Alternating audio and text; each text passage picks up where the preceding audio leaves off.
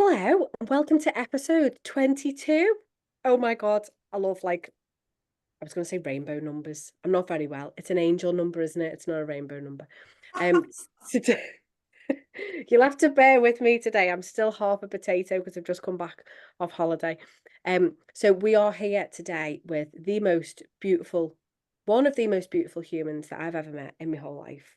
Um, Aysha Arif. She's a special educational needs and disabilities advocate and also was a PMLD teacher for over 10 years. And her story is really something else. And she's someone who's very, very close to my heart. And I just love the absolute itty bitty bones of her. So I'm going to pass over to Aysha now and just welcome. Hello, Um, thank you. I'd love for you to share about your story and how you got to be where you are now. Okay.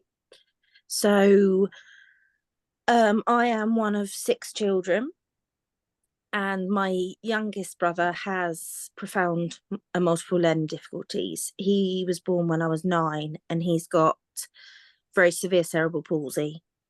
So he is pre-verbal, unable to walk, and basically we've always had to be his voice and help him to get around.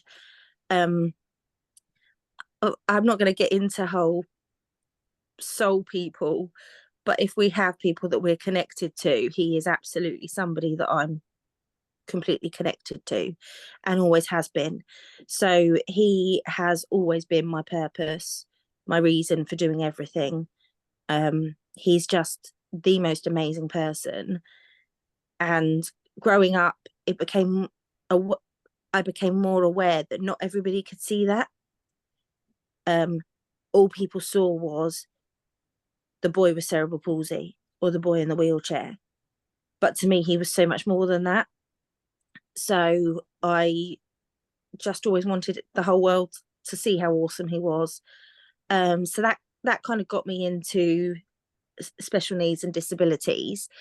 Then when he was at school, he was in one school that was lovely, but they couldn't meet his needs because he was too severe to be there. Then he went to another school where he was in a mixed class with lots of children with behavioural issues. So, being the child in the wheelchair, he'd often be ignored because he was going to stay put. Not in a horrible way, but if you've got a child that's unsafe, they're going to go to the child that's unsafe and leave the one that's not going to move. Um, so I found this quite frustrating and always vowed that I didn't know how, but I wanted a career. I wanted to be able to help people like my brother so that they weren't left out and ignored and just sat in the corner. Um, so That's yeah, incredibly sad, isn't it? That was happening at that point, and that he mm. was just sort of forgotten about and left there because you're right, because he's low maintenance, if you like, and not going to move Mm. anywhere. And To be honest, it still happens.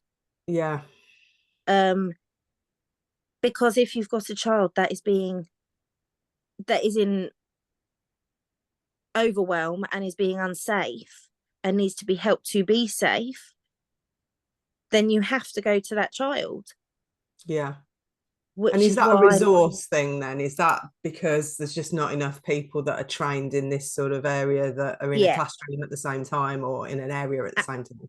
yeah, resourcing, funding, all the usual rubbish. Mm, Um, but yeah, so he was the start really. okay. I know there's so much more to your story, so I'm going to give you a little poke and say what happened next. So yeah, yeah, as I said, I didn't really know what direction I wanted it to go in. I So once I'd finished school, I worked in a residential home for young people with autism. I worked in special needs schools, supporting a young lady with epilepsy. I've done various different special needs roles. And then I decided that I would go into teaching because I thought that would be the way I could have the biggest impact. So I did my teacher training, and the entire time tried to push to do a special needs twist. I tried to make all my essays special needs based, and was repeatedly told, this isn't a special needs course. You need to do mainstream first, and then if you want to go and do special needs, you can do that afterwards. Which I found hugely frustrating, because there just wasn't the people that wanted to do special needs. And then when somebody did, why weren't they letting them? It made no sense. It was as if mainstream's the better option, and then if you want to after that, you can do special needs, which, you know, didn't sit right with me. So it wasn't the easiest time. Feels like a bit of an afterthought almost. It's like, Yeah. Is that how it made you feel? Definitely. Right. Definitely. As if it wasn't good enough. And when was this, Aysha? How long ago? So that was 2010. Okay, so it's not ages ago, is it? No, 14 years. Yeah. What was I going to say? Can I just say something while you're remembering? Like, Mhm. how frustrating, and this is what frustrates me about schools, and I'm sorry if I ruffle any feathers or whatever by saying this, but there's so many people with unique passions and fires in their belly, and they're so overlooked. Like, if you look, and I know you'll get this, Aish, from working with all the kids, but you know, they treat all the kids the same. Do this, work to this standard, da da da da da. And Narissa, you're Josh, you know, Yeah. fucking Mondays because he's got to do loads of writing. Daisy's like, why do I have to go to school? I'm not learning anything. You know, like she learnt more last week being off school in Crete. You know, she went on a parachute in a boat. She did all sorts of things. We talked about shells and the sea and the mountains, and you know, but people, I feel like people, like kids, are getting completely overlooked for their spark or their passion, or like, you know, Daisy wants to be an interior designer. There's no way that's going to be nurtured in school. You know, I've got Josh wants to be a racing car driver. oh, I've got someone you can speak to about that. But excuse me. Really? Yeah, Amazing. but it's those things, isn't it? Why aren't we saying, right, what do you love? What do you want to do? Okay, well, this is the part. And I know they can't because there's so many kids, and but you know, how amazing would that be if instead of trying to make everybody the same, what's that saying about the goldfish? If you judge a goldfish on how well it can climb a tree, it's always going to be stupid. Like, it's always going to be like incapable, and it can't, but it can swim. You know, a cat can't swim. So the fish is better than the cat. But if it's compared to, do you know, is that making sense what I'm trying to say? Definitely. The problem, in my opinion, with the education system is it is so rigid. And this is what I found being in teaching, that there is a structure, and you follow that structure, and you teach X, and then you teach Y, and then you teach Z. And it doesn't matter if they don't know X, because you need to move on to Y. And then it doesn't matter if they don't know X and Y, because you're moving on to Z, which they won't understand because they didn't understand X and Y. So you're just building on sand. But Wow. that's what the education system has become. And when I was doing my training, we did one lecture on special needs. Now, if you think about any mainstream class and the number of children with special educational needs within that class, one morning where you're taught about behaviour charts, let's put a traffic light system on the wall, and when anybody misbehaves, we'll put them in the red or put them on the thunderstorm so everybody can see how they've behaved. Let's really shame them and then wonder why they keep misbehaving. And that's all it might have changed. This was 14 years ago.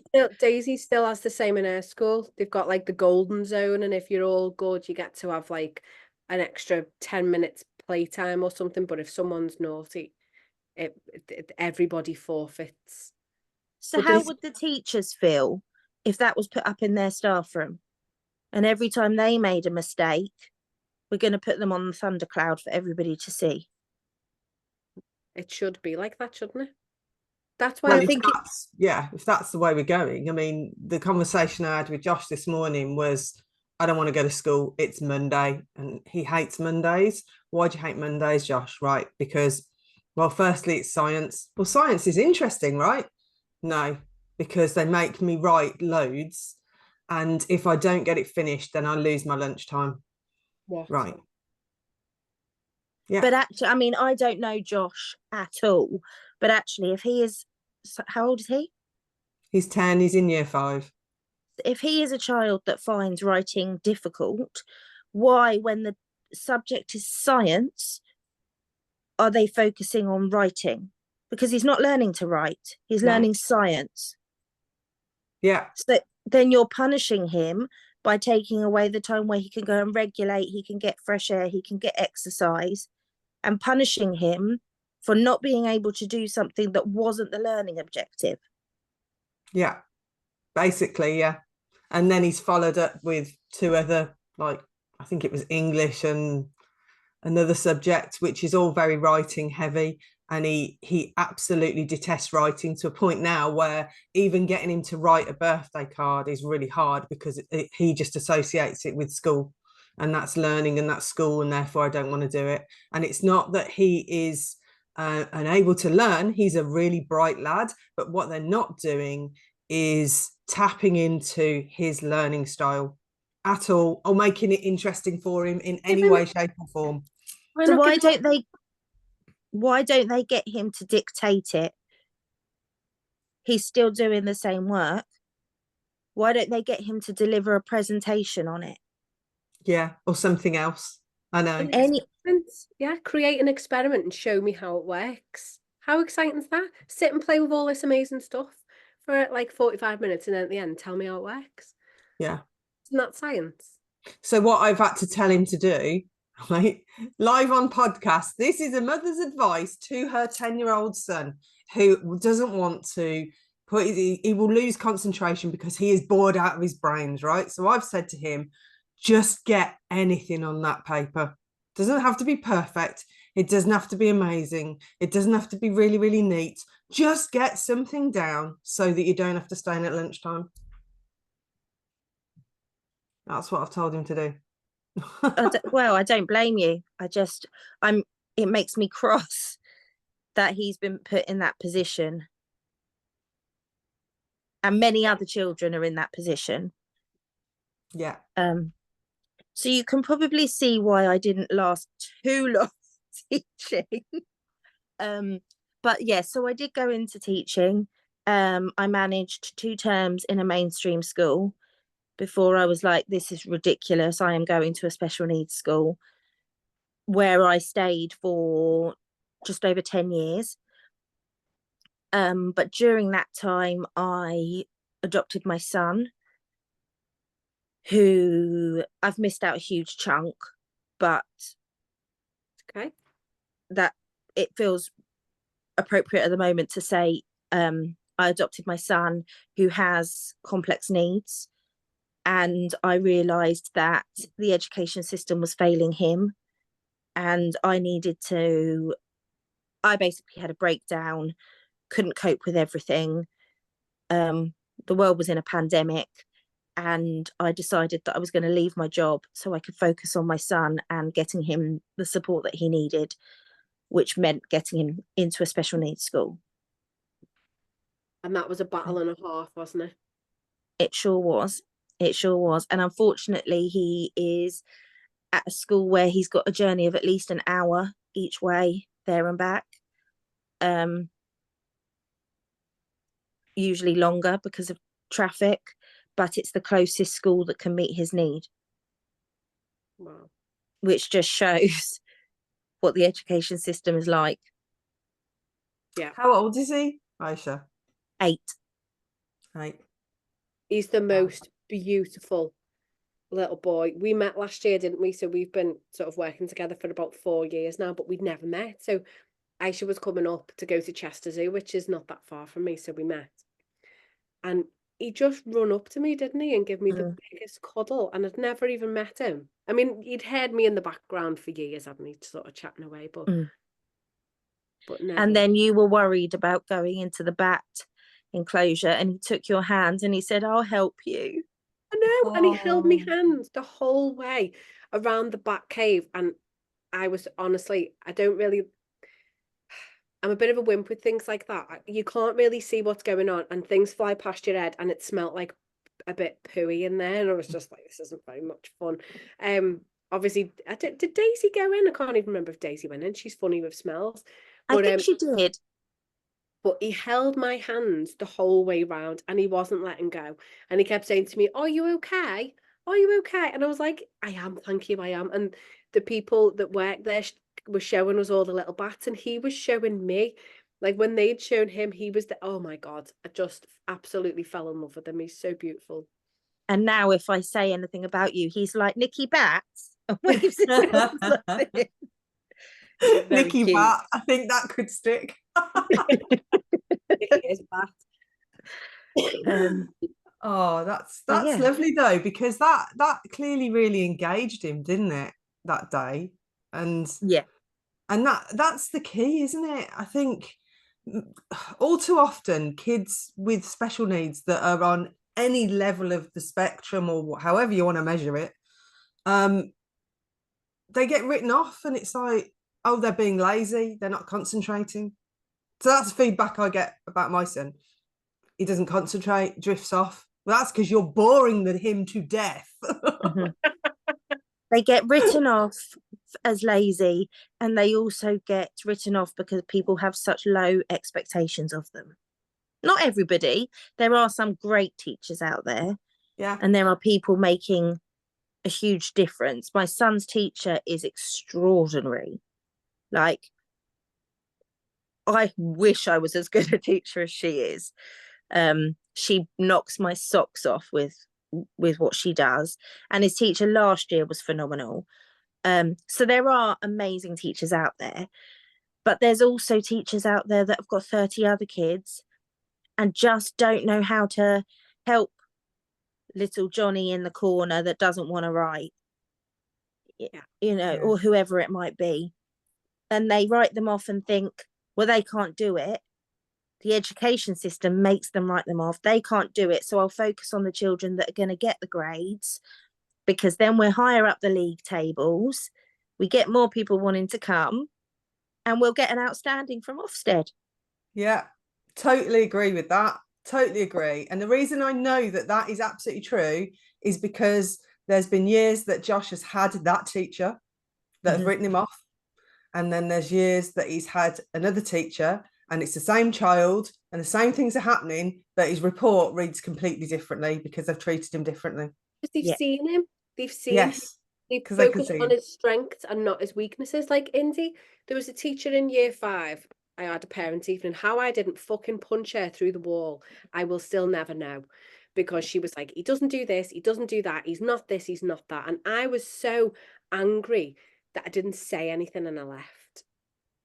And then the year after, the teacher was like, oh my God, he is outstanding at maths. We've got him doing this every day and he loves it. And is it called, you'll know, the thing that they do in class, and it's like maths questions and you've got to do them really quick.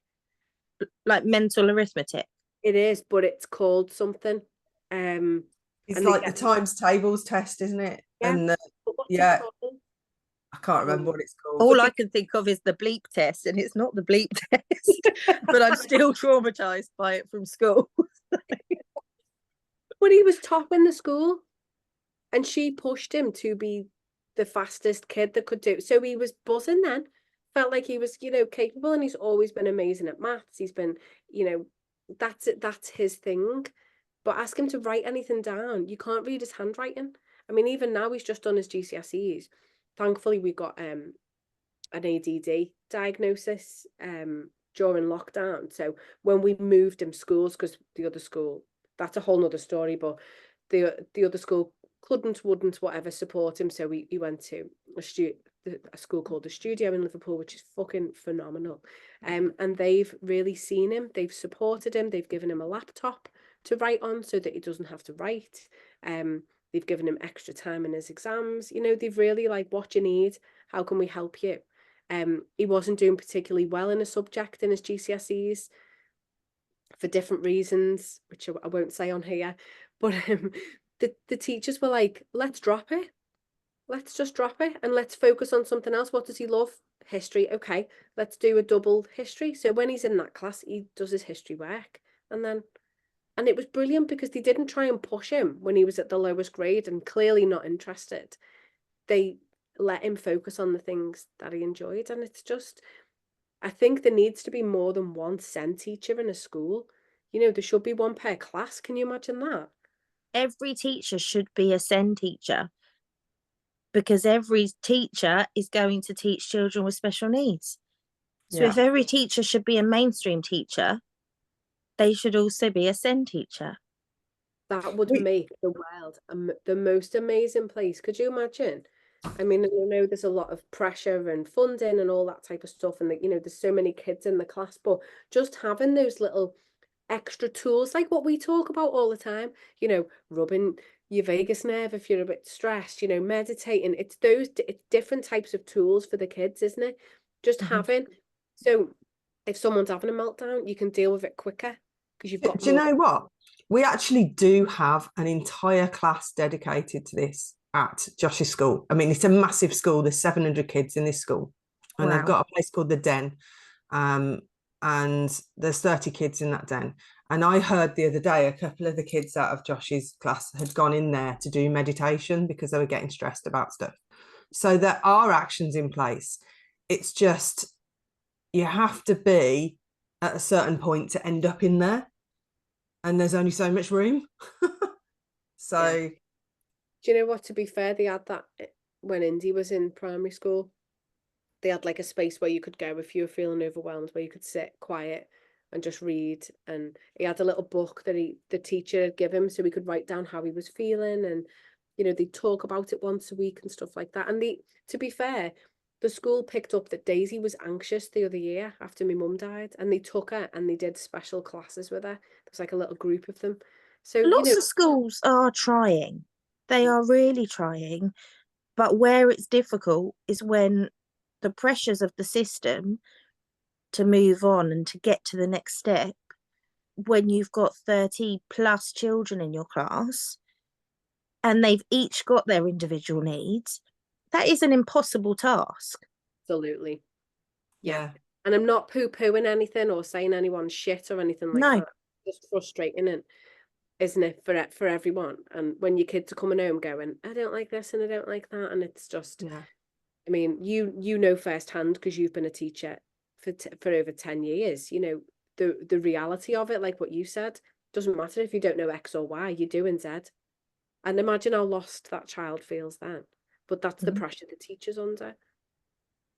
Yeah, absolutely. So moving on from that, I mean, I know, hang on, excuse me.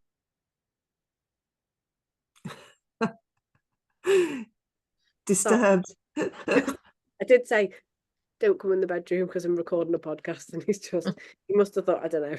It's just, he thinks you're just on the phone to me. Yeah, he probably does, yeah. What was I talking about? I've lost my chain of thought. You were saying moving on from there.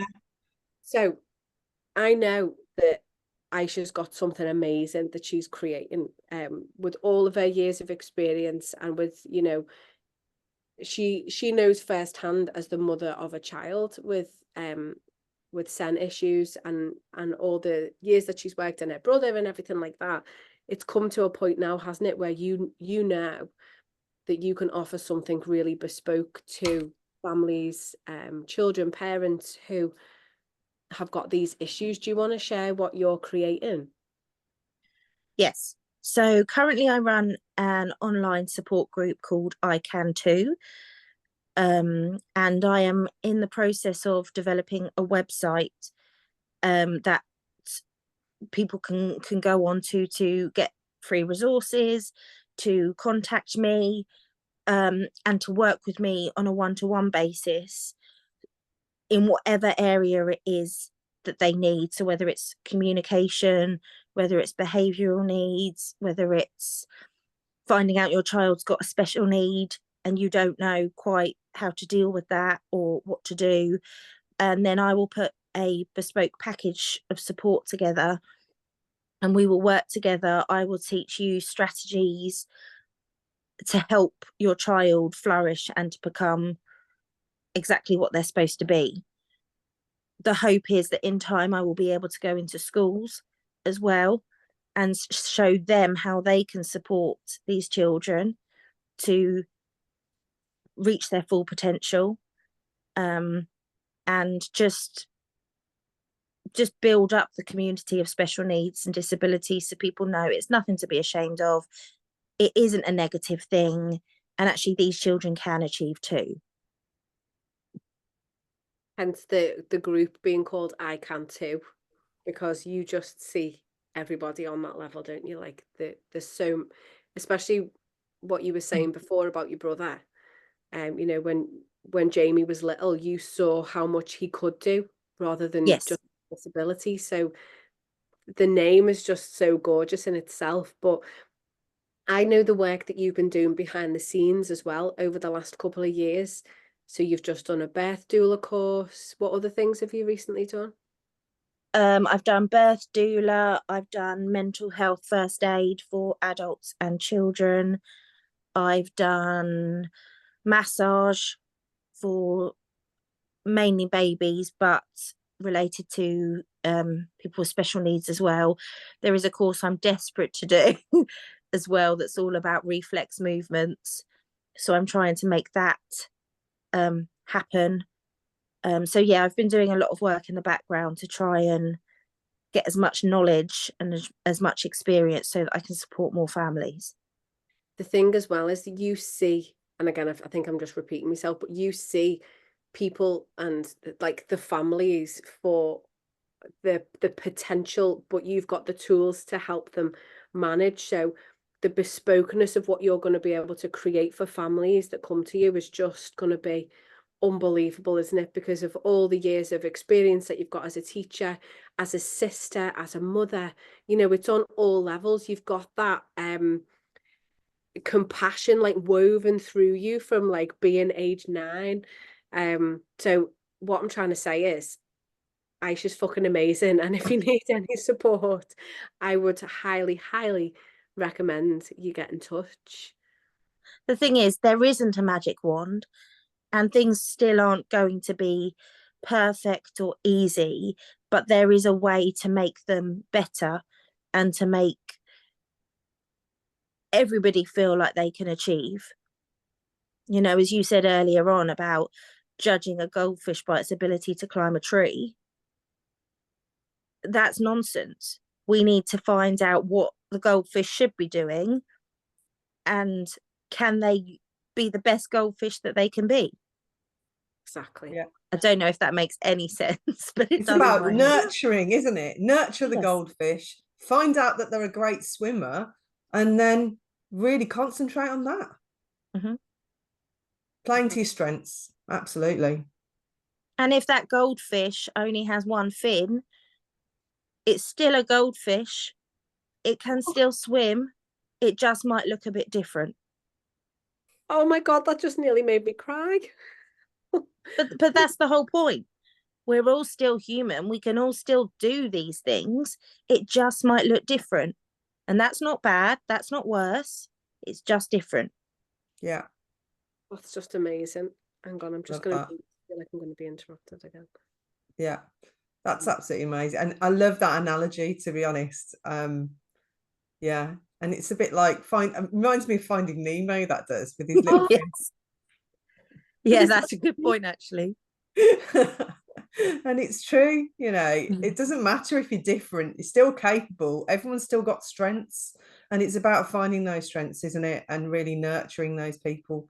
And yeah, I think what you've been doing is absolutely incredible, Aysha. Thank to be honest, you. it's and really I hope that I can also help families accept the child some families are absolutely fantastic, but it's a lot to deal with. When you have a child, you think your life is going to look a certain way. I've shared it with Nikki, but I would recommend everybody reads a poem called Welcome to Holland. Okay, write that down. Look it up, read it. It's about how you think you're going on holiday to Italy and how you end up in Holland, and it's not what you expect, but Holland is beautiful, and Holland has windmills, and Holland has all these things. So your life is still beautiful, but it's not what you expected. Yeah. Made me cry. And when you think of it as a parent having a child with special needs, they're not expecting to be on that path and then to be worried and anxious what's going to happen. No, my child is going to do all the mainstream things. It's helping parents accept that actually maybe they won't do those things, but that's okay because they'll do whatever they'll do. Yes. And So they'll find their own path, won't they? They'll find what's right for them at the end of the day. Absolutely. And that's the key, is that you're the facilitator, if you like, to help them find that path and to help them find acceptance, which I find amazing and beautiful and phenomenal, to be honest. So thank you. I wish you every luck on this path, really, and I hope that at some point see you in the mainstream schools doing your thing, because I'd love to see that. Thank you. That's amazing. The dream. So if you want to hear more about Aysha's story, it's going to be in our book that comes out on the 30th of September. Called She Empowers, and Narissa's in it as well, and I'm in it, and Aysha's in it, and it's just fucking amazing. I honestly, I can't wait. I cannot wait. I've been reading everyone's chapters over the last couple of days, and it's just like, I've got no words, and that's unusual for me. But yeah, it's so 13th of September, save the date. And if you want to come and see us on the 26th of September, get in touch with me now, because I've only got about 80 tickets, and we're doing a book launch day and an empowerment day where we'll be doing a fire walk and an arrow break and all the really amazing life-changing empowerment things. Is there anything else that you want to share or add or anything like that before we wrap up? I don't think so. I think if people read the book, they'll find out more. If people want to come on to the support group on Facebook, if you search for I Can Too, SEND, you should find us. So yeah, come and talk to us. And thank you to you two for letting me come on. And thank you, Nikki, for doing the book in the first place and bringing us all together, giving us a space to share these stories. Because we wouldn't be here without you. So I'm gonna cry. Oh, thank you. No, I was sitting there the other night just thinking about it. I was like, oh my God, like this is gonna change our lives forever.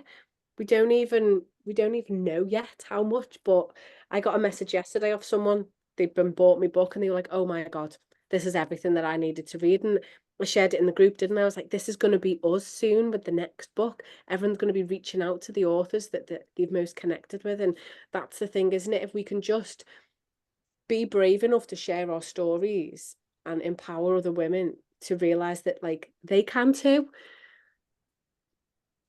They sure can. Well, thank you for being here. Thank you for coming on. I love the bones of you, you know, I do. I just think you're amazing. And I just can't wait to see what happens with your consultancy and the book and everything like that. So thank you so much. Thank you, my loves. Thank you so much, Aysha. And we will put all the links in the show notes. That is episode 22. We love an angel number, not a rainbow number. Thanks so much, Aysha. As I say, all the links will be in the show notes. Don't forget to hit that subscribe button and follow. If you love us, come and look us up on Instagram. I can't speak, can I? Come and look at us if you love us. Look at us. There's just not much to look at, to be honest, but follow us on Insta. Keep calm, P Glitter. That's it now. She's being glitter. Oh, we didn't ask. We need to ask. We need to ask. We We always need ask to ask. questions. We always ask our guests one last question. So, Oh gosh, Aysha, okay. there's one from me and one from Nick. It's not too Ah, difficult. So, number one from me is what keeps you calm? oh jeepers. What keeps me calm? Fresh air. Perfect. Putting my bare feet on the ground. Yes. My Love favourite. it. I love a bit of That keeps me grounding. calm. And my question is, what makes you pea glitter? Um, just everything with special needs and helping push the boundaries of what people expect. And my son. My son. Oh, Yay. of course. Oh, thank Gorgeous. you. We are really going to go now. Okay. Thank you so much. See you You're soon. welcome. Thank you. Bye. Bye.